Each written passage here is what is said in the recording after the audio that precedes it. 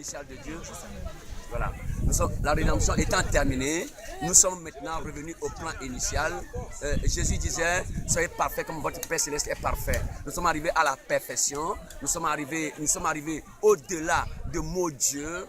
Nous sommes maintenant l'éternel dans la chair vivante. Les deux, Dieu et le diable sont maintenant unis pour l'éternité. La rédemption étant finie, nous sommes devenus parfaits comme Dieu lui-même est parfait. Nous ne voyons plus le péché dans le monde. À plus forte raison dans l'église. Non, le péché du monde est parti. Nous ne sommes plus au temps du péché où on traite avec la rédemption. Nous sommes au temps où l'homme redevient ce qu'il a été. Donc, la rédemption étant finie, le Seigneur Jésus nous a remis le livre de la rédemption, notre titre de propriété qui est perdu dans le jardin d'Éden au travers des âges, pendant les 6000 ans qui sont passés. Maintenant, le livre de la rédemption étant revenu, William Branham l'a reçu, il nous a interprété les sceaux, il nous a ouvert les sceaux, et à partir des sceaux, nous sommes maintenant une épouse, nous sommes entièrement Dieu dans la chair. Le programme de Dieu concernant la rédemption est terminé. Donc, nous vivons une ère nouvelle, un monde nouveau, dans un évangile, comment je vais dire, dans un nouvel évangile, jamais vu. Le temps de se repentir, de dire ceci s'est passé parce que Dieu a déjà rétabli l'homme dans sa position originelle. Voilà. Pasteur, une recommandation personnelle face à vos laïcs, une recommandation personnelle que vous devez adresser à leur endroit par rapport au nouveau message qui vous est donné? Oui,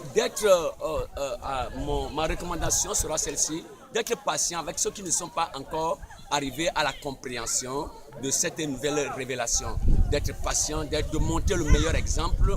Le prophète Don Parner nous dit que nous avons 3 choses qui vont s'accomplir dans nos vies. Nous allons vivre longtemps, nous allons prospérer et nous allons vivre longtemps, nous allons prospérer, nous allons jouir de la vie. Nous allons jouir de la vie. Jouir de la vie. Premièrement, c'est jouir de la vie. Deuxièmement, c'est vivre longtemps et prospérer. Donc, ces 3 étapes nous attendent. Donc, nous qui avons reçu la lumière des testaments que le monde ne connaît pas encore, Dieu nous donne la vertu de la patience, d'attendre les autres arriver progressivement, parce que la nouvelle révélation, ce n'est pas facile. Jésus est venu avec un nouvel évangile. Il a dit, vos pères, on vous a dit ceci, moi je vous dis, je vous dis. Donc Jésus a transformé tout, et ce n'était pas facile.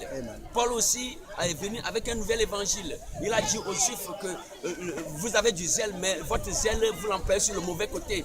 Donc c'est la même chose aujourd'hui. Il dit que ce que les traditions des pères, qui le retenait dans l'ancienne dénomination, il les a rejetés, il s'est attaché à la parole. Paul s'est marié à la parole de son temps.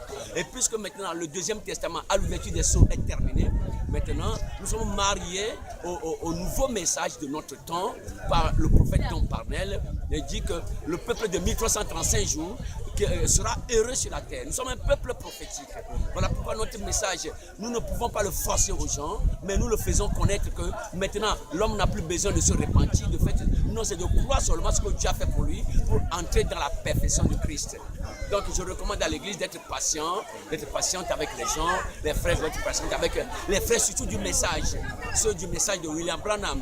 Ceux du message de William Branham, ils ont la chose à apporter de doigt, mais ne veulent pas avancer. Mais Dieu seul sait comment il va leur apporter cette lumière. Donc je recommande à l'église la patience à l'endroit de tout un chacun. Tout le monde est sauvé. Si personne n'est perdu, même si tout le monde n'est pas sauvé aujourd'hui, personne n'est perdu. Chacun arrivera à connaître sa position plus tard. Donc nous avons tout le temps à avertir les gens d'une manière simple et d'une manière vraiment réelle que oui, tout a changé, mais il faut du temps, il faut la patience pour amener les gens à comprendre. Jésus lui-même a eu des problèmes.